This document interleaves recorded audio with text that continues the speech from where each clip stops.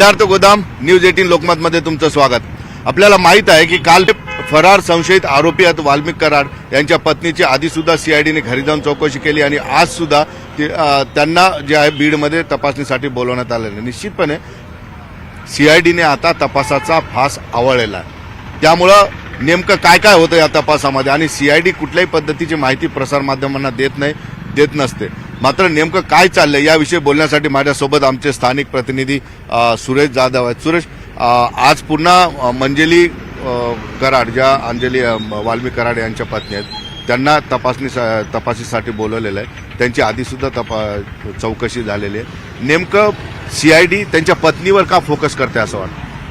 नेमकं या सगळ्या प्रकरणात आता धागा दोरे आपण बघितले, सगळ्यात महत्वाचं खंडणीचं प्रकरण या प्रकरणाच्या मुळाशी असल्याचं देखील आता सीआयडीच्या अधिकाऱ्यांनी देखील तशा पद्धतीने अनऑफिशियली बोललेलं आहे। पण यात सगळ्यात महत्वाचं म्हणजे वाल्मिक कराड हे 18, 19, 20 दिवसापासून फरार आहेत, तर त्यांच्या शोधाच्या अनुषंगाने आता एक कडी जी उघडायची आहे, तर त्या अनुषंगाने त्या दिवशी देखील 3 तास कसून चौकशी करण्यात आली। त्यांचा मोबाईल देखील तपासण्यात आला, त्याबरोबर मोबाईलमधलं जे काही व्हॉट्सअप असेल, डेटा असेल, त्या संदर्भातली देखील माहिती घेतल्याचं सूत्रांकडून माहिती मिळते। विशेष म्हणजे एकंदरीत वाल्मिक कराड यांच्या जे 2 खाजगी अंगरक्षक आहेत त्या अंगरक्षकाची देखील चौकशी करण्यात आली।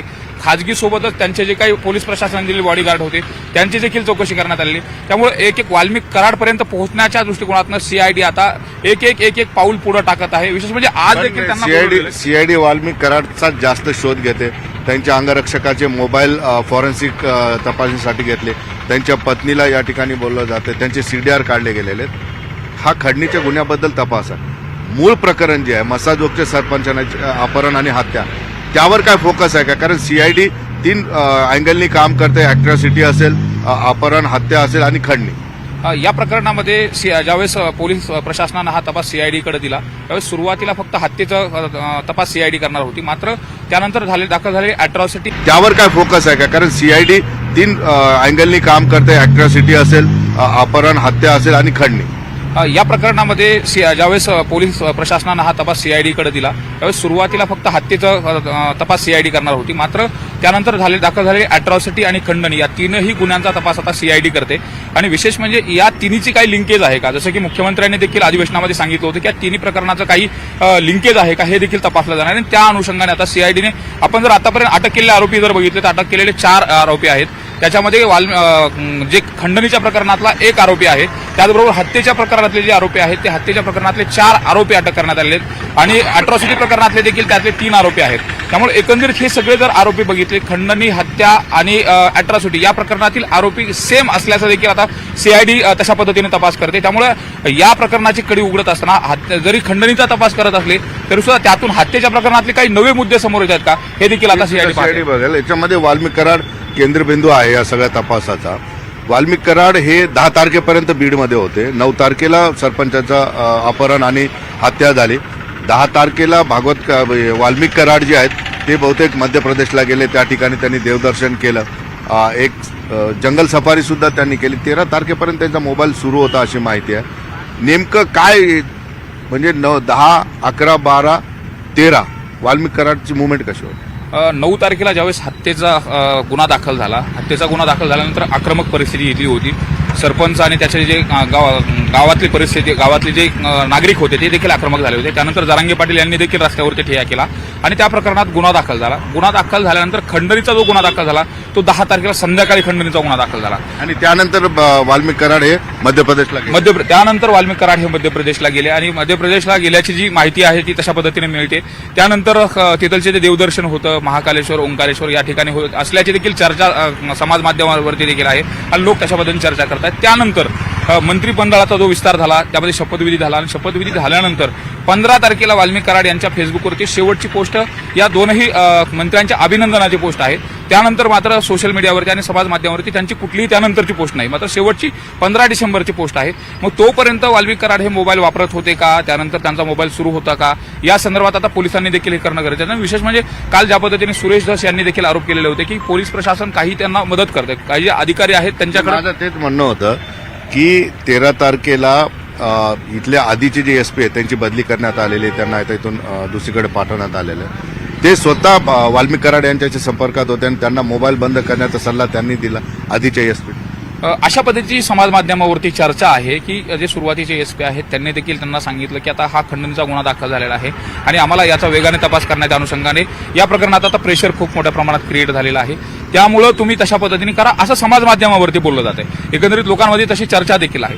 आणि त्यानंतर म्हणजे 15 तारखेपर्यंत जर फेसबुकवरती पोस्ट अधिकृतरित्या त्यांच्या पेजवरती जर पोस्ट टाकल्या जात असतील, म्हणजे 10 तारीख ते 15 तारीख खंडणीचा गुन्हा दाखल झाल्यानंतर 5 दिवस पोलिसांकडे होते, ते उपलब्ध होते, त्यांचा मोबाईल चालू होता, तरी पोलिसांनी कारवाई केली नाही. बरोबर. यात आणखी मला महत्वाचा विषय सांगायचा की वाल्मिक कराड यांना 2 पोलिसांचे अंगरक्षक आहेत, बॉडीगार्ड आहेत आणि ते पोलिसांचे त्यांच्या देवदर्शनाला सोबत होते.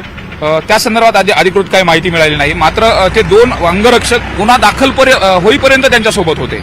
मग गुन्हा दाखल झाल्यानंतर सगळ्यात मोठा प्रश्न उपस्थित केला जातो की जे पोलिसांचे सरकारी अंगरक्षक आहेत त्यांच्या लक्षात ज्यावेळेस ही गोष्ट आली की अशा पद्धतीचा गुन्हा दाखल झालेला आहे, तर साहजिकच पोलीस प्रशासनाचं काम आणि ते पोलीस प्रशासनाचे जर अधिक कर्मचारी असतील तर त्यांनी वाल्मिकारांना अटक करणं गरजेचं होतं. अटक करायला नाही तर कमीत कमी वरिष्ठांना कळवायला पाहिजे होतं की अशा पद्धतीचा गुन्हा दाखल झालेला आहे आणि संबंधितासोबत आम्ही फिरतोय, पण या प्रकरणात काय करायचं, मग संबंधितांनी त्या प्रकरणात त्यांना काय आदेश दिले हे देखील पाहणं आणि तपासणं महत्वाचं राहणार आहे. या संपूर्ण सुरेश, याच्यामध्ये विषय असा आहे की अनेक गोष्टी समाज माध्यमांवर फिरतायत, त्याच्यातल्या काही खऱ्या असतील नसतील आपण तो दावा नाही करत आहे, परंतु ज्यावेळेस संतोष देशमुख सरपंचांना मारहाण केली जात होती, त्यांना अमानुष मारहाण करत होती, तिथून व्हिडिओ कॉल करून कुणाला तरी त्याला मारहाण कशी होते हे वरच्या लोकांना दाखवलेलं आहे, ते वाल्मिक कराडांना दाखवल्याची चर्चा आहे. याबद्दल काय सत्यता आहे?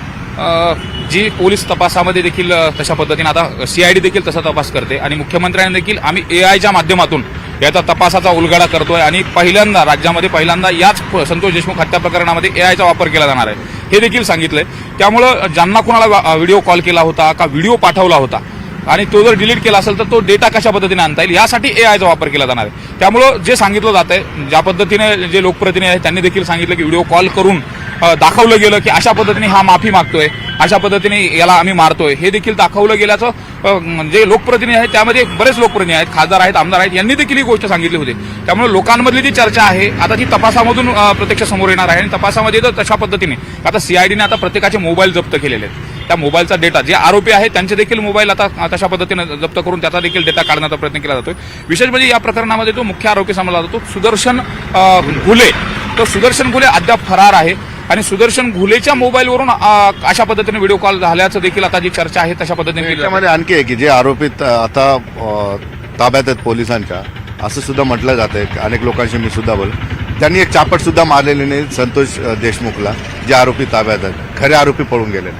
मात्र ज्या आरोपींना अटक केली गेली त्यापैकी जे 3 जण उपस्थित होते तिथं होते ते त्या ठिकाणी होते आणि मारहाणीच्या संदर्भात आता पोलिसांकडे जो जबाब आलेले आहेत आतापर्यंत त्या जबाबामध्ये त्यांनी देखील आम्ही त्या स्पॉटवरती होतो हे कबूल केलेलं आहे. मारहाणीच्या संदर्भामधलं अधिकृतरित्या तशा पद्धतीने अद्यापर्यंत कुठली माहिती बाहेर आलेली नाही. मात्र मारहाण करत असताना ज्या पद्धतीने अमानुष पद्धतीने मारहाण केली, तब्बल 3 तास टॉर्चर करून मारलं गेलं आणि ज्या पीएमचा रिपोर्ट आला होता तर त्या पीएमच्या रिपोर्टमध्ये देखील मृत्यूचं जे कारण सांगितलं गेलं होतं ते मल्टिपल इंजुरी आणि परत मल्टिपल इंजुरी नंतर जे खूप मोठ्या प्रमाणात रक्तस्राव झाला आणि 1.5 लिटर रक्त त्याच्या शरीरामध्ये साचलेलं होतं आणि त्यामुळं त्याचा शॉकमध्ये जाऊन मृत्यू झाला. हे पीएमच्या रिपोर्टमध्ये जो त्यांचा पोस्टमॉर्टम रिपोर्ट आला त्या रिपोर्टमध्ये अशा पद्धतीने होतं. म्हणजे मारहाण ही 1 तास नव्हे 2 तास नव्हे तर 3 तास टॉर्चर करून मारली गेली होती आणि एक जण तशा पद्धतीने मारू शकत नाही.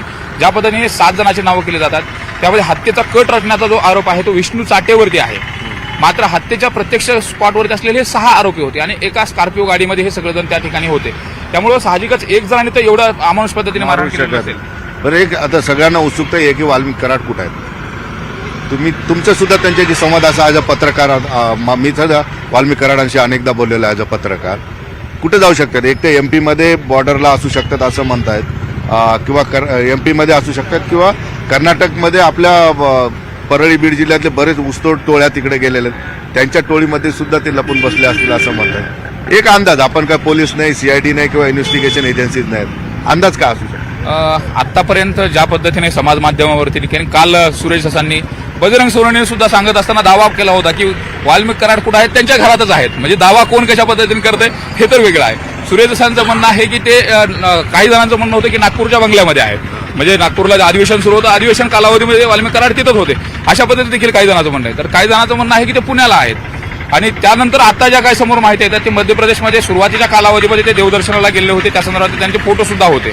इथे देवदर्शनाला मध्य प्रदेशमध्ये ओंकारेश्वरचं आणि महाकालेश्वराचं दर्शन त्यांनी त्या उज्जैनमध्ये त्या ठिकाणी घेतलं होतं, हे देखील त्या ठिकाणी माहिती होतं.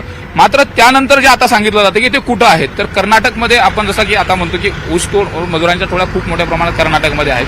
त्याचबरोबर जे मुकादम आहेत त्यांचे मुकादमाचे संपर्क तिथल्या कारखान्याशी तिथले जे व्यवस्थापन आहे ते सगळ्या टोळ्यांशी वाल्मिक कराड यांचे संबंध सुद्धा खूप सलोखे आहेत. चांगल्या सलोख्याचे संबंध आहेत. का तर अडी अडचणीमध्ये वाल्मिक कराड त्यांना सहकार्य करत होते असं त्या मुकादमांचं सुद्धा म्हणणं आहे. त्यामुळे मुकादमाच्या संपर्कातून जर ते तिकडे थांबलेले असतील तर ते सुद्धा पोलिसांना पाहावं लागणार आहे. विशेष म्हणजे मध्य प्रदेशचं कनेक्शन जर आपण बघितलं तर वाल्मिक कराडांच्या संदर्भात दुसरी एक बाजू आपण पाहणं गरजेचं आहे. का तर वाल्मिक कराड हे महादेवाचे शिवशंभूचे भक्त आहेत, निस्सिम भक्त आहेत. आणि आपण परळी वैद्यनाथमध्ये देखील पाहिलं तर परळी वैद्यनाथला सजवणं असेल महाशिवरात्रीमध्ये, त्याचबरोबर श्रावण सोमवार, त्या सगळ्यामध्ये त्यांचं कॉन्ट्रीब्युशन असायचं.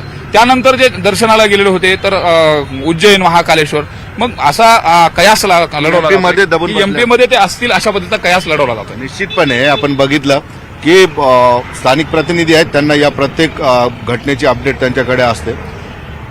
या प्रकरणामध्ये आता सीआयडी असेल, पोलीस असेल, कारवाई केल्याशिवाय यांच्याकडे पर्याय नाही. कारण आता एवढा लोक रस्त्यावर उतरले, मुख्यमंत्री सुद्धा यामध्ये सक्रिय झालेले आहेत आणि लोकांचा आक्रोश सुद्धा आहे. त्यामुळे वाल्मिक कराड हे संशयित आरोपी आहेत, त्यांना अटक करणं आता क्रमप्राप्त आहे. दुसरी सुद्धा या ठिकाणी शक्यता बोलली जाते की वाल्मिक कराड हे स्वतः शरण जाऊ शकतात येत्या 24 ते 48 तासामध्ये, कारण मुख्यमंत्र्यांनी आता संपत्ती जप्तीचे आदेश दिल्यामुळे त्यांच्याकडे पर्याय राहिलेला नाही. आता नेमकं वाल्मिक कराड कुठं आहे तर मध्य प्रदेशमध्ये असू शकतात, कारण 13 तारखेला त्यांचा मोबाईल मध्य प्रदेशातील एका जंगल सफारीमध्ये असताना बंद झालेला आहे. त्यानंतर दुसरी शक्यता सुद्धा आहे की कर्नाटकच्या बॉर्डर एरियामध्ये ते असू शकतात, कारण त्या ठिकाणी बीड जिल्ह्यातील बरेच टोळ्या गेलेल्या आहेत ऊसतोड कामगारांच्या आणि त्या ऊसतोड कामगारांना सतत मदत करत होते वाल्मिक कराड अशी सुद्धा माहिती येते. त्यामुळं ते त्यांच्या टोळ्यांमध्ये सुद्धा असू शकतात. निश्चित आता ही फक्त पत्रकार म्हणून ही आमची माहिती आहे, आमच्याकडे ठोस पुरावे वगैरे काही नाही आहे. निश्चित आता सीआयडी असेल, पोलीस असेल, या सगळे यंत्रणा ज्या आहेत, तपास यंत्रणा यामध्ये कामाला लागलेल्या आहेत. सगळ्यात महत्त्वाची गोष्ट की आज वाल्मिक कराड यांच्या पत्नी मंजली कराड यांना दुसऱ्यांदा सीआयडी या ठिकाणी बोलवते आणि सीआयडीने दुसऱ्यांदा तपासाला बोलवलं म्हणजे याचा अर्थ बऱ्याच लोकांना कळतो. एकंदरीतच प्रत्येक अपडेट आम्ही देत राहू. त्यामुळं अख्ख्या राज्याचं राजकारण ढवळून निघालेलं आहे आणि त्यामुळं बीडचा माहोल बदलून गेलेला आहे. बीडच्या हत्या प्रकरणी वेगवेगळे तपास आता सुरू झालेले आहेत. कालच्या मोर्चामुळं एक दबाव निर्माण झाला आणि मुख्यमंत्री देवेंद्र फडणवीस यांनी फरार आरोपींच्या पूर्ण संपत्ती जप्त करण्याचे आदेश दिले. सीआयडी या ठिकाणी ठाण मांडून आहे. सीआयडीचे 3 टीम वेगवेगळ्या ठिकाणी काम करतायत. जे फरार संशयित आरोपी आहेत वाल्मिक कराड यांच्या पत्नीची आधी सुद्धा सीआयडीने घरी जाऊन चौकशी केली आणि आज सुद्धा त्यांना जे आहे बीडमध्ये तपासणीसाठी बोलवण्यात आलेलं. निश्चितपणे सीआयडीने आता तपासाचा फास आवळलेला आहे. त्यामुळं नेमकं काय काय होतं या तपासामध्ये आणि सीआयडी कुठल्याही पद्धतीची माहिती प्रसारमाध्यमांना देत नसते. मात्र नेमकं काय चाललंय याविषयी बोलण्यासाठी माझ्यासोबत आमचे स्थानिक प्रतिनिधी सुरेश जाधव आहेत. सुरेश, आज पुन्हा मंजली कराड, ज्या अंजली वाल्मिक कराड यांच्या पत्नी आहेत, त्यांना तपासीसाठी बोलवलेलं आहे. त्यांची आधीसुद्धा चौकशी झालेली आहे. नेमकं सीआयडी त्यांच्या पत्नीवर का फोकस करते असं वाटतं? नेमकं या सगळ्या प्रकरणाचा धागादोरे जर आपण बघितले तर सगळ्यात महत्त्वाचं खंडणीचं प्रकरण या प्रकरणाच्या मुळाशी असल्याचं देखील आता सीआयडीच्या अधिकाऱ्यांनी देखील तशा पद्धतीने अनऑफिशियली बोललेलं आहे. पण यात सगळ्यात महत्त्वाचं म्हणजे वाल्मिक कराड हे 18-19-20 दिवसापासून फरार आहेत. तर त्यांच्या शोधाच्या अनुषंगाने आता एक कडी जी उघडायची आहे, तर त्या अनुषंगाने त्या दिवशी देखील 3 तास कसून चौकशी करण्यात आली. त्यांचा मोबाईल देखील तपासण्यात आला. त्याबरोबर मोबाईलमधलं जे काही व्हॉट्सअप असेल, डेटा असेल, त्या संदर्भातली देखील माहिती घेतल्याचं सूत्रांकडून माहिती मिळते. विशेष म्हणजे एकंदरीत वाल्मिक कराड यांच्या जे 2 खाजगी अंगरक्षक आहेत, त्या अंगरक्षकाची देखील चौकशी करण्यात आली. खाजगी सोबतच त्यांचे जे काही पोलीस प्रशासनाने दिलेले बॉडीगार्ड होते त्यांची देखील चौकशी करण्यात आली. त्यामुळे एक वाल्मिक कराडपर्यंत पोहोचण्याच्या दृष्टिकोनातून सीआयडी आता एक पाऊल पुढे टाकत आहे. विशेष म्हणजे आज देखील त्यांना सीआयडी वाल्मिक कराडचा जास्त शोध घेते. त्यांच्या अंगरक्षकाचे मोबाईल फॉरेन्सिक तपासणीसाठी घेतले. त्यांच्या पत्नीला या ठिकाणी बोललं जाते. त्यांचे सीडीआर काढले गेलेले आहेत. हा खंडणीच्या गुन्ह्याबद्दल तपास आहे. मूळ प्रकरण जे आहे मसाजोगचे सरपंचाचे अपहरण आणि हत्या, त्यावर काय फोकस आहे का? कारण सीआयडी 3 अँगलनी काम करते. अॅट्रॉसिटी असेल, अपहरण, हत्या असेल आणि खंडणी. या प्रकरणामध्ये ज्यावेळेस पोलीस प्रशासनानं हा तपास सीआयडीकडे दिला त्यावेळेस सुरुवातीला फक्त हत्येचा तपास सीआयडी करणार होती. मात्र त्यानंतर दाखल झालेली अॅट्रॉसिटी आणि खंडणी या तीनही गुन्ह्यांचा तपास आता सीआयडी करते. आणि विशेष म्हणजे या तिन्हीची काही लिंकेज आहे का, जसं की मुख्यमंत्र्यांनी देखील अधिवेशनामध्ये सांगितलं होतं की या तिन्ही प्रकरणाचं काही लिंकेज आहे का हे देखील तपासलं जाणार आहे. आणि त्या अनुषंगाने आता सीआयडीने आपण जर आतापर्यंत अटक केलेले आरोपी जर बघितले तर अटक केलेले 4 आरोपी आहेत. त्याच्यामध्ये जे खंडणीच्या प्रकरणातला 1 आरोपी आहे, त्याचबरोबर हत्येच्या प्रकरणातले जे आरोपी आहेत ते हत्येच्या प्रकरणातले 4 आरोपी अटक करण्यात आले आहेत आणि अॅट्रॉसिटी प्रकरणातले देखील त्यातले 3 आरोपी आहेत. त्यामुळे एकंदरीत हे सगळे जर आरोपी बघितले, खंडणी, हत्या आणि अॅट्रॉसिटी या प्रकरणातील आरोपी सेम असल्याचं देखील आता सीआयडी तशा पद्धतीने तपास करते. त्यामुळे या प्रकरणाची कडी उघडत असताना जरी खंडणीचा तपास करत असले तरी सुद्धा त्यातून हत्येच्या प्रकरणातले काही नवे मुद्दे समोर येतात का हे देखील आता सीआयडी